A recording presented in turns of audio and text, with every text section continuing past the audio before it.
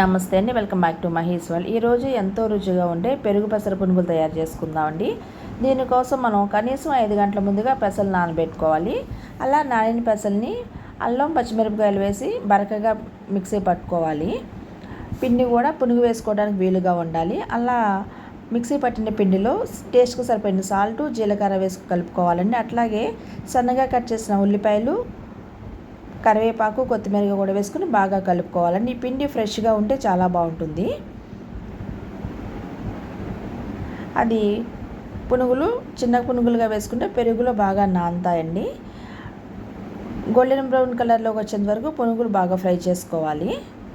అలా మొత్తం పిండినంతటిని పునుగులుగా వేసుకొని పక్కకు తీసుకోవాలి. ఇప్పుడు మనం పెరుగుని తీసుకుని దాంట్లో టేస్ట్కి సరిపడిన సాల్ట్ వేసి మొత్తం అంతా విస్కర్తో బాగా కలుపుకోవాలండి. ఇప్పుడు ఈ పెరుగు తాలింపు వేసుకోవాలి. తాలింపు వేయడానికి కరివేపాకు, ఎండుమిర్చి, ఆవాలు, జీలకర్ర సరిపోతుందండి. వేరే పప్పులు అవసరం లేదు. అలాగే కొంచెం పసుపు కూడా వేసుకుంటే కలర్ బాగుంటుంది.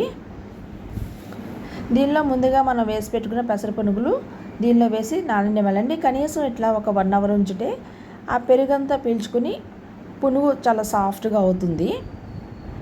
ఇది పెరుగు ఆవడ ఉంటుంది కదా, ఆ టేస్ట్ వస్తుందండి. ఇది చాలా బాగుంటుంది.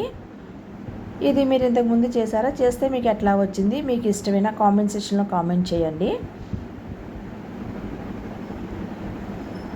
మనం పెసర పునుగు వేసుకుంటే 2 టిఫిన్లుగా తినొచ్చండి. పెసర పునుగు విత్ కొబ్బరి చట్నీ తీసుకోవచ్చు. అట్లాగే పెరుగు పెసర పునుగు కూడా మనం టేస్టీగా తినొచ్చండి.